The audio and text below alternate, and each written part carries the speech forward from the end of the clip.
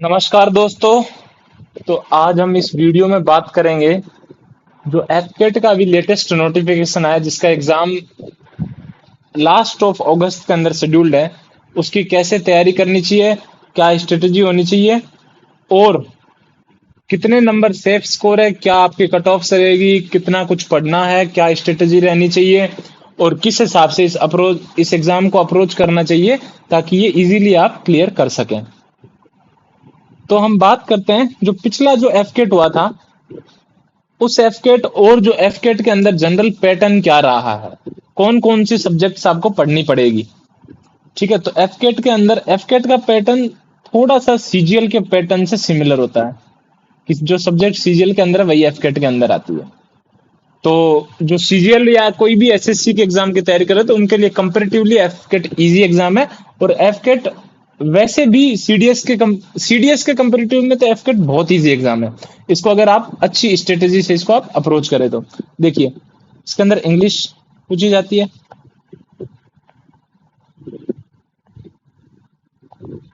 English के बाद आपकी इसके अंदर पूछी जाती है mathematics, general awareness,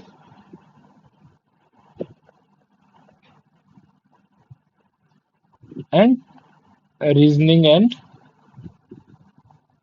military aptitude. English के जनरली 30 क्वेश्चंस होते हैं, मैथ्स के अप्रोक्सीमेटली 20 क्वेश्चंस होते हैं, जनरल अवेयरनेस 20 क्वेश्चंस और रीजनिंग एंड मिलिट्री एप्टीट्यूड ये होते हैं 30 क्वेश्चंस।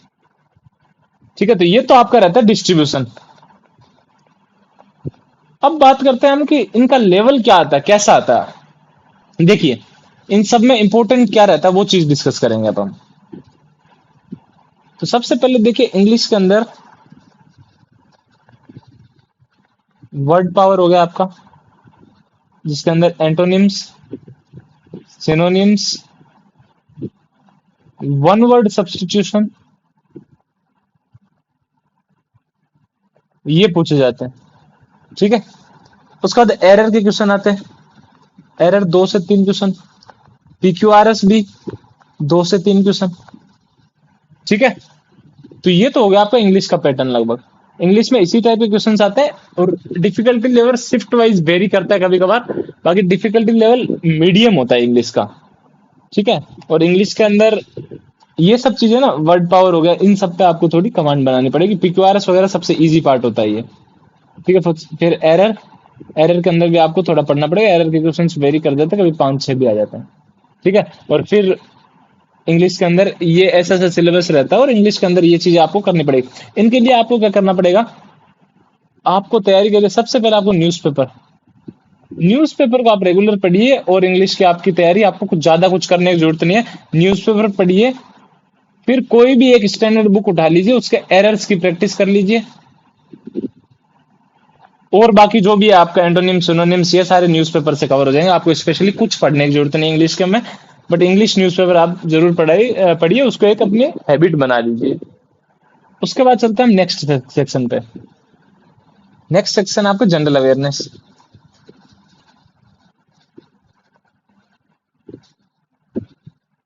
इसके अंदर सबसे स्कोरिंग और प्रेडिक्टेबल पार्ट है करंट अफेयर्स।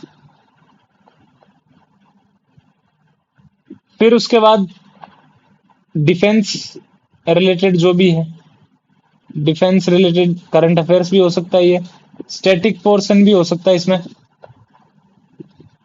तो डिफेंस से रिलेटेड जो भी कोई एक्सरसाइज हो गई, मिलिट्री एक्सरसाइज बहुत ही इंपॉर्टेंट होते हैं, वो कहाँ हुई थी, किस कंट्रीज के बीच में हुई थी, कब हुई थी, ये सारे बहुत इंपॉर्टेंट है एफकेट एग्जाम्स के लिए स्पेशली। उसके बाद करंट अफेयर्स हो गए, फिर आपकी जनरल साइंस,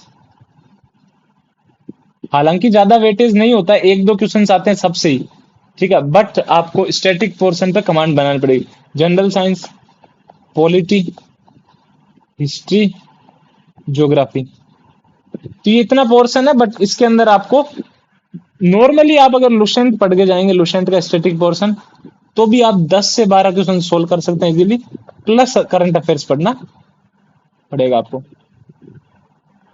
ठीक है, तो एफकेट की जीएस के लिए आपको इतना कुछ ज्यादा करने की जरूरत नहीं है, सिर्फ आप लुसेंट पढ़िए और जो भी किताबें आप अपने हिसाब से पढ़ रहे हैं वो पढ़ते रहिए।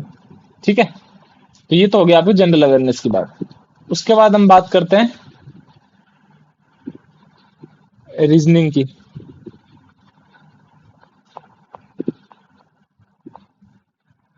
रीजनिंग देखिए, रीजनिंग और मिलिट्री एप्टीट्यूड, इसके अंदर आपको कुछ टॉपिक्स है जो करने पड़ेंगे।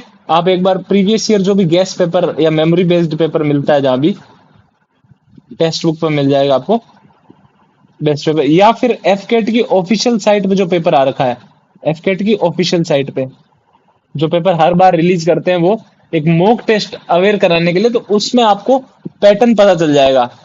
जो ऐसे पैटर्न की इसमें से ए का कॉमन एरिया कौन सा है वो निकालिए, ऐसे क्वेश्चंस पूछे जाते हैं उसके अंदर। तो एक बार वो पैटर्न अंडरस्टूड हो जाए तो आपको पता चल जाए कौन कौन से चैप्टर से क्वेश्चन आते हैं। जैसे क्लॉक का क्वेश्चन देखा जाता है, एनालॉगी, सीरीज, कैलेंडर लेकिन रेयर है, फ्रिक्वेंट क्वेश्चंस नहीं देखे जाते कैलेंडर चैप्टर के, और फिर लाइन एंड सीक्वेंस वाला, रैंकिंग। ठीक है, तो इन चैप्टर से आपको रैंडम क्वेश्चंस मिल जाएंगे आपको। ठीक है, और इसका डिफिकल्टी लेवल नॉर्मल होता है, ज्यादा कुछ टाइम कंज्यूमिंग भी नहीं है ये, तो ये आपका इजीली हो जाएगा। तो इसको आपको कोई भी, या तो आप एक यूट्यूब चैनल फॉलो कर लीजिए, या फिर आप एक स्टैंडर्ड बुक फॉलो कीजिए जिससे आप ये टॉपिक खुद कवर कर पाए। ठीक है, ये हो गई आपकी रीजनिंग की बात।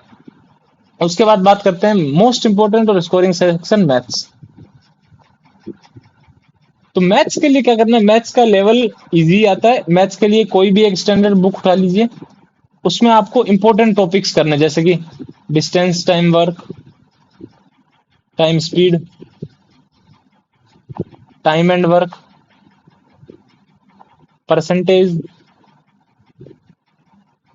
Profit and loss, compound interest and simple interest, algebra, or to some extent trigonometry is also important. Trigonometry, height and distance,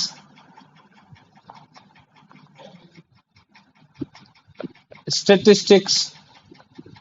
ये इतने चैप्टर तो आप हर एग्जाम में देख सकते हैं, आप कि हर एग्जाम में इनका इंपॉर्टेंस दिन ब दिन बढ़ता जा रहा है। डिस्काउंट, ये भी एक इंपॉर्टेंट इवॉल्विंग चैप्टर है, कि मतलब पूछे जाने लगे हैं इनसे भी क्वेश्चन। ठीक है, तो इन सब चैप्टर को आपको कवर करना पड़ेगा। ठीक है, तो फिर उसके बाद हम बात कर लेते हैं कि परफेक्ट स्कोर क्या है। देखो, एफकेट के अंदर मेरिट आउट की प्रॉब्लम रहती है कहीं ना कहीं, तो आपको अगर मेरिट आउट या उन सब चीजों से बचना, तो अगर आपका स्कोर 175 प्लस है फॉर मेन, तो आप सेफ है। ठीक है, 175 प्लस फॉर मैन, और विमेन के लिए score approximately 200 plus, 200 plus, because vacancies are less. 200 plus से पहले मेरिट आउट के चांस बहुत ज्यादा है। ठीक है, तो ये हो गया। इस 175 को 180 भी कर लो अगर अपने आप को सिक्योर चाहते हो तो। बाकी अगर बात करते हैं हम, तो इसकी कट ऑफ 155 से 160 की रेंज में रहती है हमेशा। इस बार आई थिंक 155 थी, उससे पहले कट ऑफ लास्ट टाइम 157 थी, उससे लास्ट टाइम भी 157 कट ऑफ ही थी। ठीक है, तो कट ऑफ तो इसकी अगर आप 160 मार्क्स भी ला रहे हैं तो भी आप सेफ हैं, बट 160 में मेरिट का आपको डर रहता है। ठीक है, तो आपको थोड़ा सा अपना स्कोर को बूस्ट करना पड़ेगा। ठीक है, ये तो हो गई आपकी तैयारी की स्ट्रेटेजी। उसके बाद जो फिजिक्स, केमिस्ट्री, साइंस के जो भी एनडीए सीडीएस के लिए जो प्लेलिस्ट है, जो इसी चैनल पे आपको अवेलेबल मिलेगी, वो भी आपको बहुत ज्यादा हेल्प करेगी, क्योंकि स्टैटिक पोर्शन तो दोनों का लगभग सिमिलर है। सीडीएस, एनडीए, एफकेट सब डिफेंस में सेम ही चीज है, तो वो आपको हेल्प करेगी। तो उन सब वीडियो को भी आप एक बार जाके देखिए। फिर और अगर आपको किसी भी प्रकार का डाउट है, कि कौन सी सब्जेक्ट को कैसे अप्रोच करना चाहिए, तो आप कमेंट सेक्शन में एक बार जरूर बताइएगा। आज के वीडियो को यहीं समाप्त करते हैं। जय हिंद, जय भारत।